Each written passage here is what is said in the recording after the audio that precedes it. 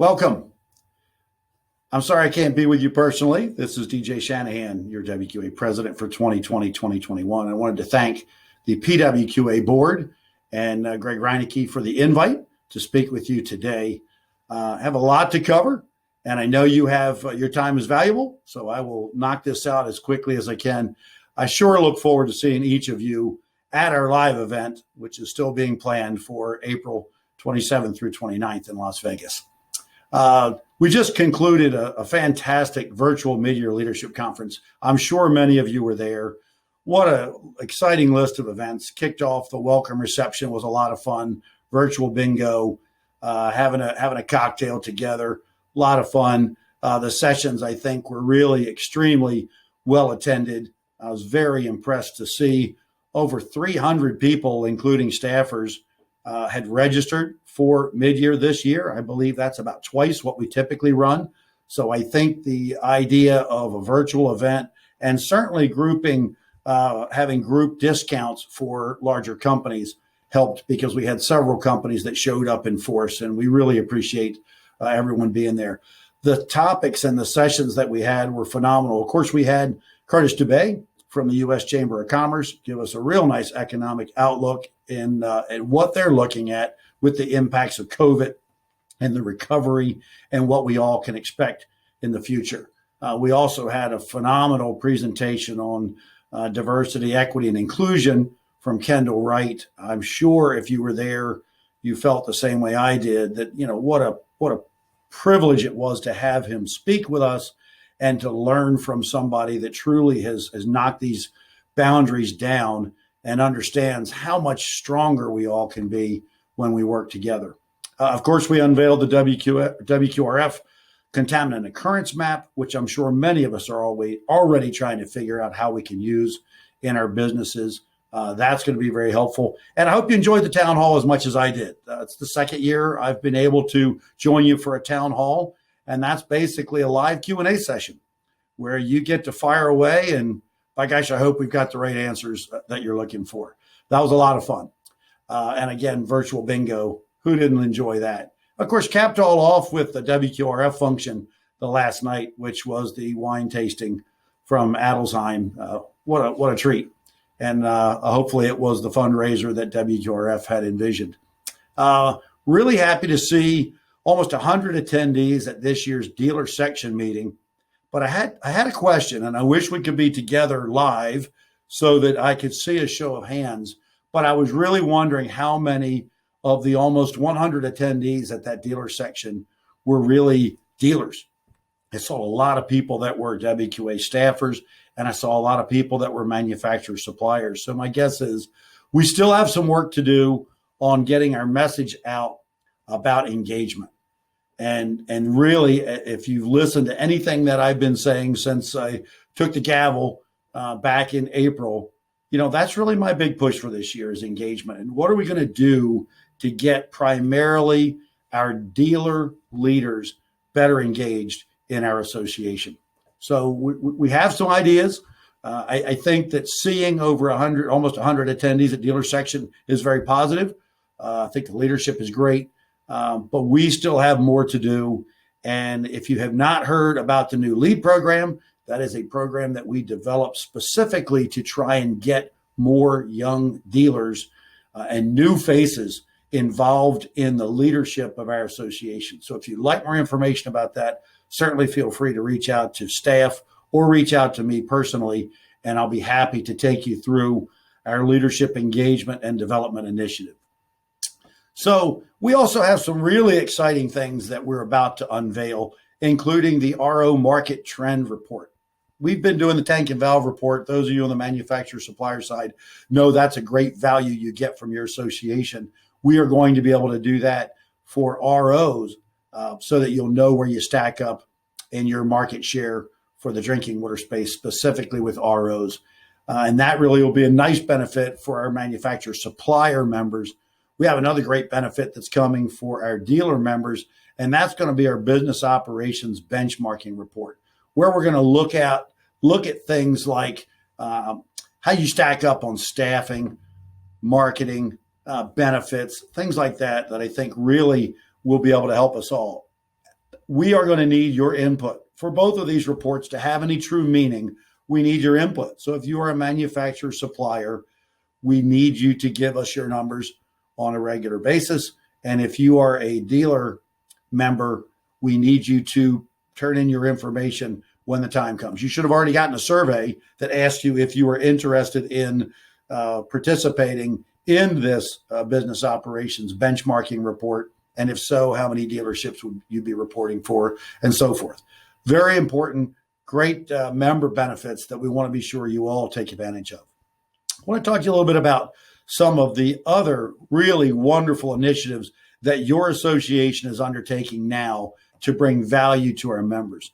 One that a lot of you are probably very familiar with is the California Safer program, where they're benchmarking a significant amount of money, $130 million a year for the next 10 years, $1.3 billion, to help ensure that people in the state of California have access to safe drinking water. In that legislation, they specifically talk about point of use and point of entry equipment that can be not only the short-term fix while bigger infrastructure is developed, it can also be the best long-term solution. And for the first time ever, it calls out these devices for compliance regulation. Compliance is just huge for our industry. So if you're not familiar with that effort, please sign on. It could have it really be a major needle mover for us. And of course, you all know if it happens in California, it can trickle around to the rest of the country. So really an excellent piece of legislation. There's also an initiative underway that's called the Clean Water for All. And this is a rebate program to help people that might not have the funds to be able to put the equipment in their homes that they know they need. This is not going to be specifically for compliance so much as it is consumers' desire to improve their water quality. But it will still be treating many of the things that are on the primary drinking water contaminant list. So this is not just aesthetics. We're not just the water softener industry anymore. These are health-related devices that can bring you more pure water in your home to take care of significant contaminants like arsenic, like PFAS, like lead and nitrates and chrome 6. I'm sure you're seeing a lot of those things out west like we are out east back here. So great initiatives that your association is really driving hard, both in the legislation in California and at the federal level in Washington, D.C. And all of these initiatives point towards our need for certified water professionals. It's fairly easy for us to be able to demonstrate that the products that we are specifying for a given contaminant are third-party certified to remove that specific contaminant. I think it's going to be a bigger challenge for our industry for us to understand that we have the license or the certified professionals that will be able to design, install, and maintain these devices. So if you are not certified yet through the Water Quality Association, I encourage you, please get your certifications. There's business that's coming. You want to take advantage of it. So get yourself and your staffs certified.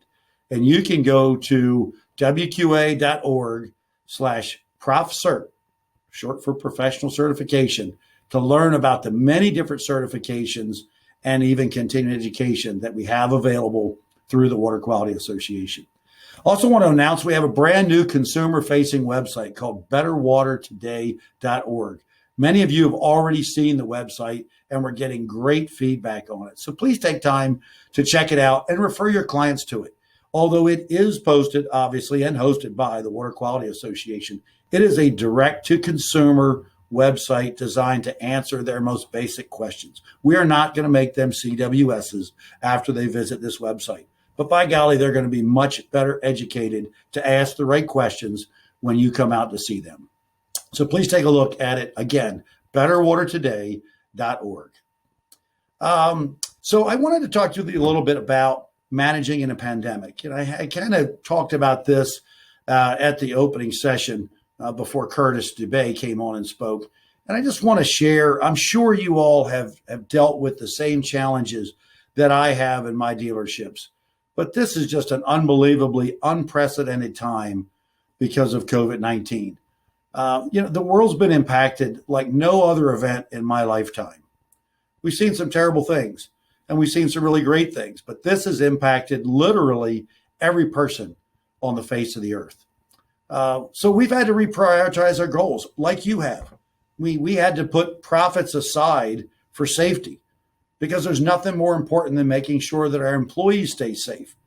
If they were to get the COVID from something they're doing at work, then they take it home, or they could take it to the dozens or even hundreds of customers that they touch. Extremely important that safety became our top priority.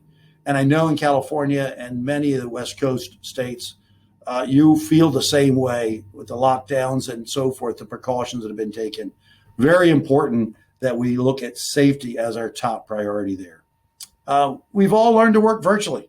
Here I am coming to you today on a virtual platform that a few months ago, I would have had no idea how to interface with you at this level. But now we have Zoom and we have Teams and we have OpenReel and we have so many different platforms that bring us the opportunity to meet virtually. And I think that's here to stay. And other positive changes I think that we're going to see too is certainly the recognition of how critical better hygiene is.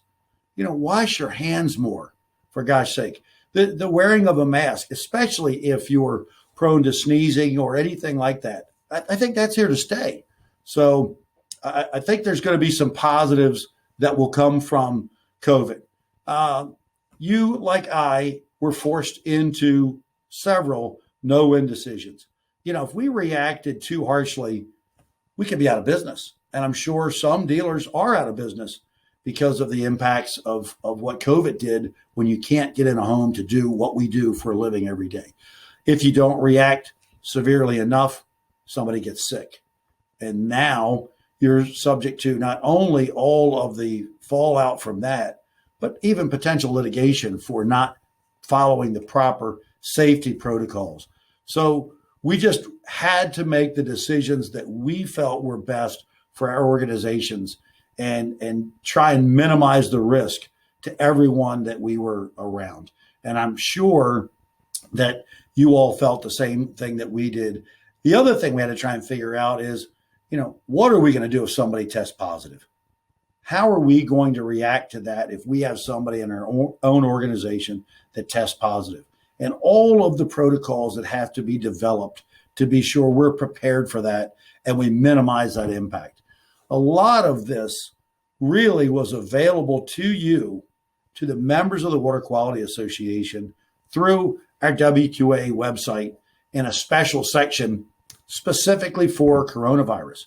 You got resources there from EPA Director Wheeler, for example, who deemed us an essential business. I don't know about you, but every one of my vehicles on the road had the statement from Director Wheeler in it that we were an essential business. So if we got stopped, we could show that document and say our industry has been deemed essential.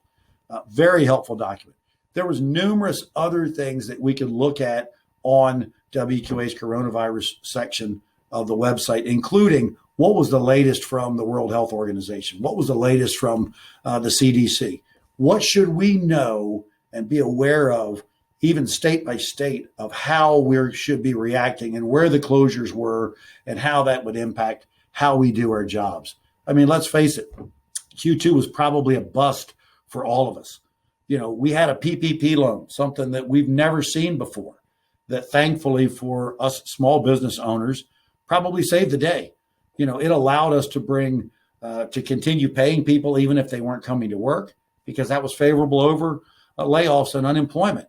It allowed us to get, I don't know what you all did, but we had some guys come in and do some facility repairs that were much needed because we didn't feel comfortable sending them out into people's homes. So I think that was a really great resource. And I hope, like us, you are seeing an uptick in Q3. In fact, saw an uptick in Q3. I think sales in June across the country from everybody that I've spoken with topped what we did in June of 2019. So that's a really strong bounce back for our industry.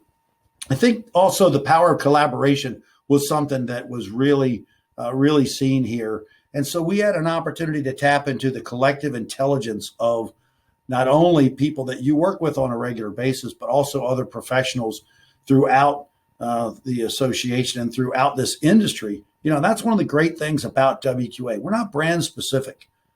We're not here to say that if you're a Culligan dealer, you should do this. If you're an Echowater dealer, you should do that. If you're a Connecticut dealer, you should do this. That's not how we are organized. We have specific rules and regulations that keep us so that we can have open conversations about things that we needed to communicate and collaborate about, not brand specific. That is your WQA at work for you. So I want to thank everyone who helped us come through this trying time together. And again, I think one of the silver linings is, the world has a new appreciation for quality drinking water at a level I have not seen since I've been in this business. So I hope we all understand how critical our roles are in making sure our customers and future customers have access to high quality drinking water. I do want to remind you that we are planning a live in-person event at Las Vegas in April for our annual convention. There will certainly be a virtual component. If nothing else, we've learned that is a necessity in these times, and I think you will see that in most of our future meetings. We're also planning our next mid-year leadership conference in September, which would be in the Chicagoland area, actually called Oak Brook, Illinois. The reason for going there is we want to unveil our new digs. We're going to be moving into a new building, and we are very happy and proud to show that building off. So September next year, mark your calendars, 14th through the 16th, for the Chicagoland area to come out and join us for a mid-year leadership conference. Last thing I'll leave you with is, if you're not a member, now's the time to join. In fact, if you join now, you can get 15 months worth of membership for the price of 12 months. You will not have to renew until 2022. Also, if you're a member of PWQA, as I hope and expect most of you are, you'll get a 30% savings. So you certainly can't beat that. So again, I want to thank you for allowing me to have this informal chat with you today. I certainly hope that your conference goes well, that you all learn and you take from it what you had expected. And I certainly hope you understand the importance that our state and regional associations play for a national partner in the Water Quality Association. If you'd like any more information on what we do and how we can help you in your business, please don't hesitate to reach out to staff or reach out to me personally. I thank you. I hope you have a great conference.